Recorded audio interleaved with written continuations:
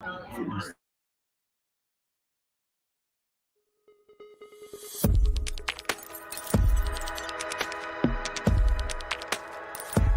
actually, that makes total sense. Yeah. Because I know me.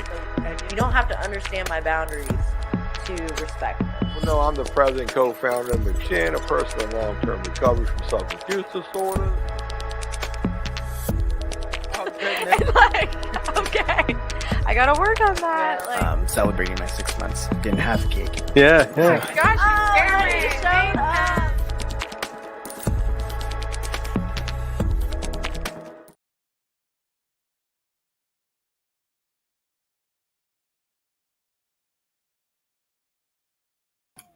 Region 6 Peer Recovery Conference, and I'm in the hotel lobby. We got folks coming in and out. It's going to be an awesome 3-day conference here, and I really look forward to a good educational, informative time here. I'm going to go grab some people, bring them on, and while I do that, you're going to hear from our very own CEO, Honesty Liller, who happens to be our keynote speaker tonight, talk about her new book she just wrote. Pink something. Scattered Pink. Scattered Pink. I knew today. I knew Pink was in there somewhere. She got her Hope Dealer shirt on today. So come on down here, Honesty, and tell us what you hope to gain and do for the night. Sure. Hey everyone, I'm Honesty Liller. I am a woman in recovery for over 15 years, since May 27, 2007. Yes, first time in Arkansas. You are going to have people going in and out behind us. We are in the lobby, and I am doing a book signing for Scattered Pink is my book, and I'm going to do a talk and a big signing tonight, and then it is the Arkansas Peer Recovery Summit here in Little Rock. So for the next 3 days, we'll be here learning and observing, and I'm on a panel that John's moderating for recovery community organizations. So yeah, so that's me. Have fun listening to all these awesome humans. Bye, Art. We miss you. Y'all go ahead. Come on up, young lady. Tell us who you are, what you're doing, man, where you're working at. Yes, sit down, talk to it. Take as long as you like. Hey guys, my name's Crystal Holland. I am a person in long-term recovery. I spent 22 years in meth and alcohol addiction. I just celebrated 4 years of freedom last month, and I'm also a peer recovery specialist here in 4 years Arkansas. of freedom. That's a good deal there, man. Long time coming. And I work at the Lonoke County Jail here in Arkansas. I am an overdose responder. I do overdoses. I do Narcan trainings. I also help run our jail program, which is Peers Achieving Collaborative Treatment in our jail. It's a year-long alternative sentencing program. And this has been probably the best 4 years of my life. Finally walked into my calling, walked into purpose and freedom, and just enjoying every bit of it. I'll be presenting this week with Kyle Brewer on jails, institutions, and hospitals tomorrow. So super excited about this conference this week and getting to network and meet everybody. So nice to meet you guys. Yeah, don't go nowhere yet. Okay. Who's up next? Come on, ladies. Roll on up in here. I'm talking Just about tell us you, your Cassie. name, your rank, your serial number, who you are, what you're doing, where you're from. Come on, they're waiting on Hollywood right now. Tell your story if you want.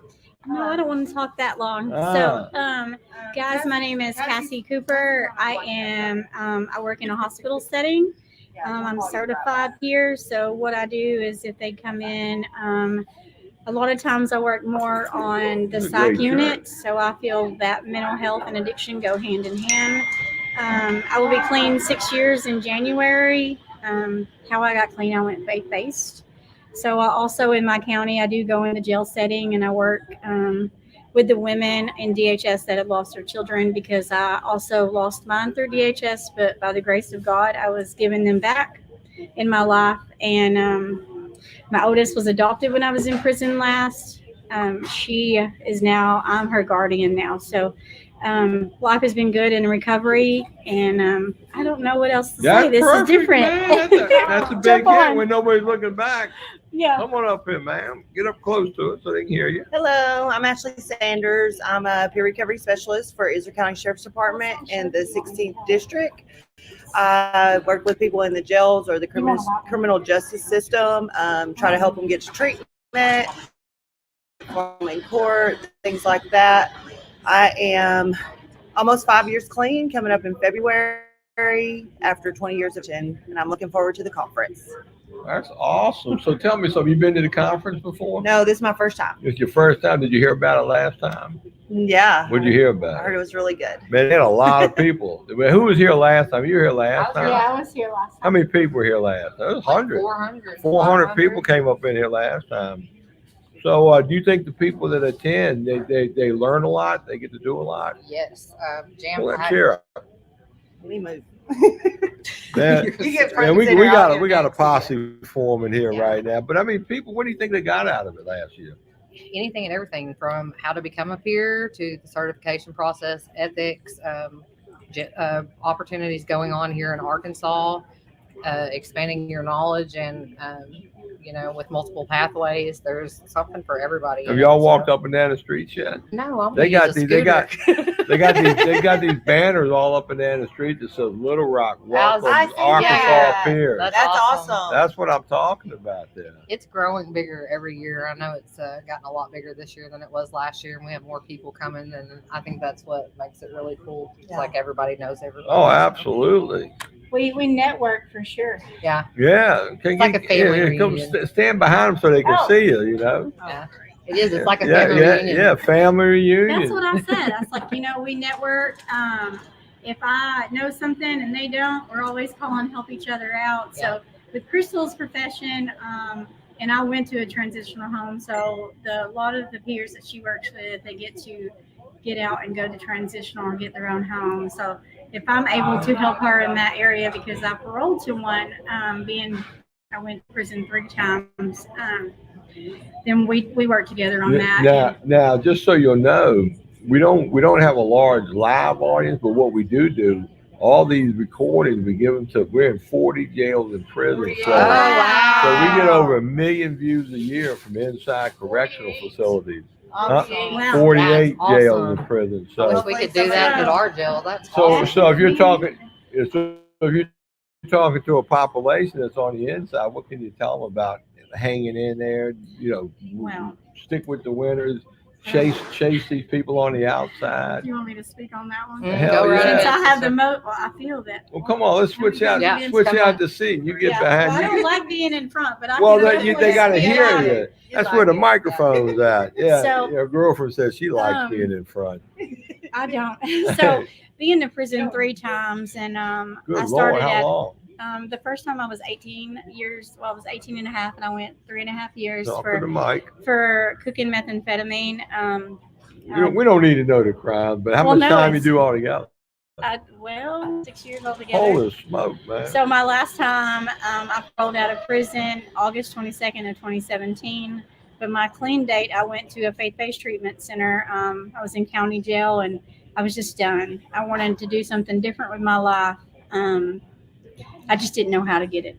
You know what I mean? And then there was somebody in there that said, hey, if you go to this kind of rehab, which is faith-based, that's what I was offered, you might not go to prison. So my mind was open to do something different. So if you're inside prison, I would definitely get in the PALS program, which in Arkansas, that is like a faith-based program.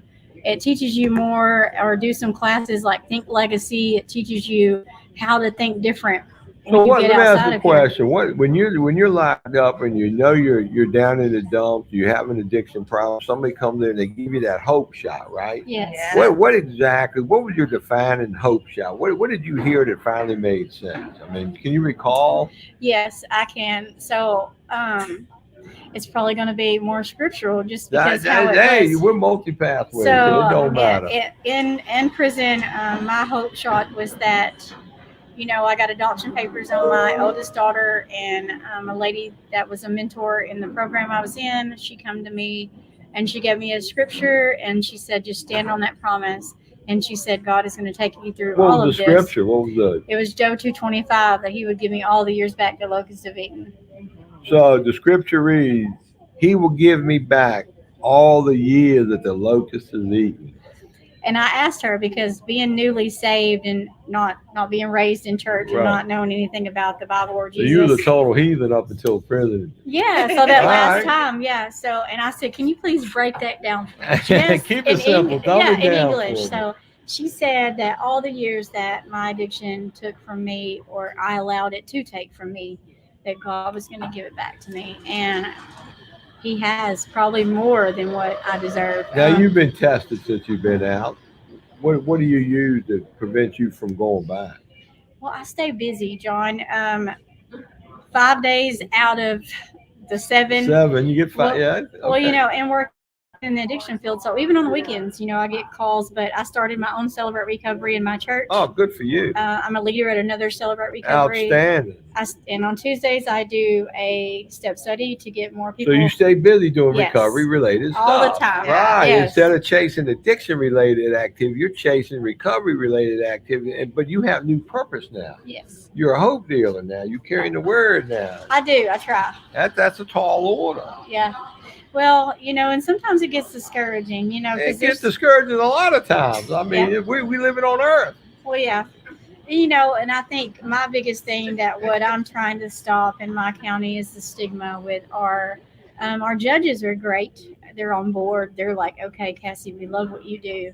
It's just the prosecuting attorneys that they've been so burned by so many people going in and out. And I said, well, that was me, And so just that's how it is. These prosecutors, they're slowly seeing some success stories, but they're doing the old balance beam trick. Okay, 60% don't do good, 40% do. How do you know who's going to do good, who's not? And that's always a crapshoot for these guys. And I get to tell them, not that we just get them in treatment and leave them there. Like, we work with them in my county. I worked with getting housing grants, jobs, just being there to show them that it can be done. And not to get, like, I'm working with one now, she gets irritated when she's got to fill out paperwork. Right, that's exactly right. They got to do their job. I said, just, I'm not going to do it for you, but hang on. I'm going to slow you down just a minute. So let's hear some other defining moments. Yeah. Let's bring it in. Come on. What turned you around? What was your defining moment? Oh, my defining moment was after 3 trips to prison. I got to do drug court. 3 trips. You like her? Y'all 3 trippers. Yeah. What y'all like so much about prison? Y'all kept going back. I just couldn't stop using. Was it the food? No. Well, you didn't have to worry about what you're gonna wear that day. Come on, it had to been something up in there. There was absolutely nothing. I just could not quit using. Oh my! And so I would just continue like a revolving thing. So did you find recovery locked up? Or shortly thereafter? Shortly thereafter, right. I got to do RPF in drug court, and so in drug court they force you to do NA meetings or AA. Right. And I was really angry with God, and so through the process of joining a program of NA and working the steps, I was able to reconnect with my higher power and just kind of. So what type of wordage were you hearing that you started to believe in that said maybe I can get this? What were they saying? There's just people telling the same story that I had, or just watching other people's success and just. Like, be patient, try something different. Yeah. Stop doing the same stuff. Follow over suggestions, and over. work the steps, get a sponsor, And if you did the same stuff over and over, you know how that would have ended. Yeah. So why not try something new? Right. And I was just in a point of desperation. I had no choice from drug court. And then when drug court ended, it was just part of my life. And so you came through drug court. Yeah. Saved your life. Saved my life. That kept you in the game long enough to where you actually got this thing called recovery. Like by phase 4, I had restored my children, relationships with my children. I had a job. My family trusted me. Just little things like that weren't worth losing. See, that's kind of my story. See, I got clean in '82 in the Marine Corps. I went to rehab, but I had the threat of the brig for the remaining balance of my 4-year enlistment. So for 16 months, if I got in trouble, I was going to get locked up and kicked out of the Marine Corps. So the fear of that kept me going to meetings, kept my head in the game. And then by practicing recovery principles for 16 months, it dawned on me, wow, I can live like this and do this too. So that was a good hit. Yeah. So tell us your defining moment. What turned your life around? I mean, we were so online. I'm doing this thing called recovery. It's pretty cool. I can get this. It's amazing. So the last time I got arrested was in 2018, and I was in and out of jail, county jail, that whole year.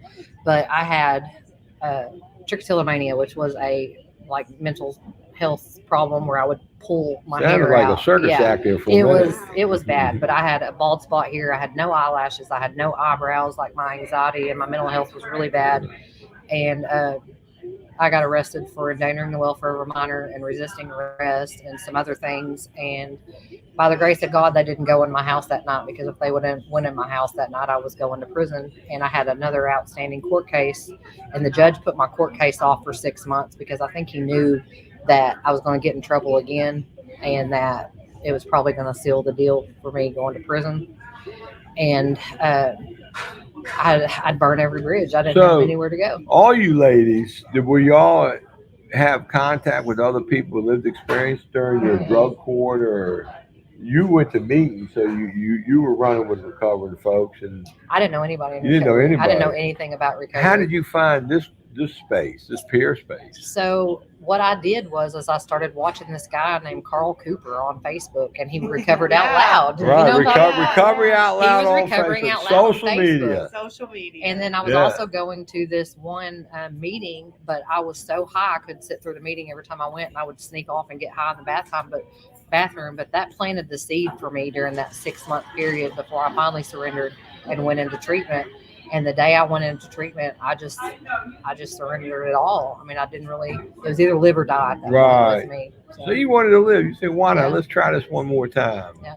So what are some of the most exciting things going on in your life now that you're free of drug, you're free of active addiction, you have all this great faith, you're doing things? What's the excitement? What are you looking forward to?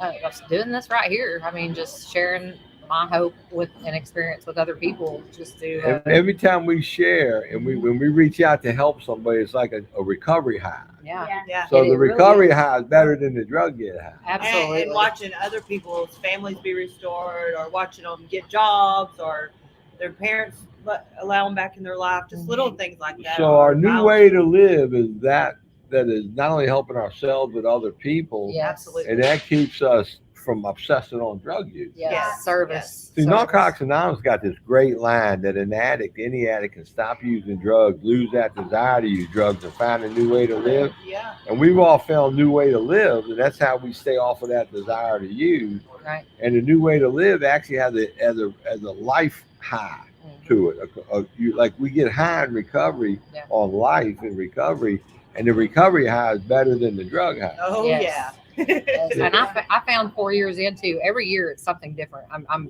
tweaking my recovery to do something different to kind of keep, but before maybe I was going the first year to 4 or 5 meetings a week, and now it's. How y'all's relationships with your families and everything? I have 2 children that I gave up for adoption. After 12 years apart, I now get them every weekend. Really? Yeah. Boy, good for you, man. Yeah. And they like you. They get there. We're working on one, but my daughter, Well, there's hope there. There is hope. You got family? I do. My marriage of 20 years was restored. My husband and I were separated whenever that happened. He got clean the day I came home from treatment, was his first day sober, and we kind of walked that first year together. My kids are 22, 19, and 16. 2 of them struggle with dependent issues, and all I can do for them is keep walking that walk. Absolutely. Walk that walk. Yeah. So are we getting steady or stable with like our finances? Are we always, instead of my running credit around? score's moving on up. Your credit score? What's y'all's credit score? I know a lot of people check their credit score. My still needs work, but it's way better than it has ever been. Yours is great. Yeah. Mine will be next year. Well, I'm working on that, but I am buying my own home. I got That's you. awesome. Buying your own house? How many of y'all got your own houses? 2, 3, 4 of us here That's got our because own of my houses. husband. And a brand new car. Brand- I never had they- anything brand new. You know what I mean? That's Brand it. new cars. Yeah. In recovery. Sir. I think it's so critical that we never give up. And when recovery, the opportunity is presented to you, you jump on it. Yeah. Because like I say, we know where we're going, where we've been if we go back. Right. Absolutely. And that'll never get no better. Yeah, it might be scary to think where we're going forward, but my God, it's got to be better than where we've been. Exactly. And that's the part that, it's like banging heads against the wall with these people we deal with. Yeah. Make that choice to make a change. Yeah. Well, I'm so glad you ladies stepped up. Thank you. And we, get a little hit here out of Arkansas. we're here, but all over the country. This is National Recovery Month. Yeah. And there are thousands of recovery events all across the country. Every major city has multiple recovery events during the month of September. Over the years, SAMHSA's done a good job helping people get organized. And, today it's like every September, people in recovery, they look forward to Recovery Month. They know that's a month-long Busy month. celebration. And we can live out loud and be seen and be public and reduce stigma and hopefully change the world.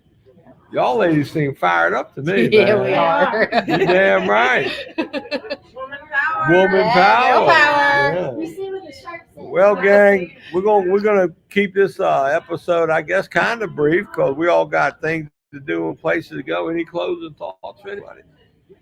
Just, I would say that anybody's out there that's struggling, or if you're in the jail system, just know if you have a breath in your lungs, in your awake, that you can change, and there's a life that's different from what I you're in. like it. I Amen. like it. There's hope. Reach out.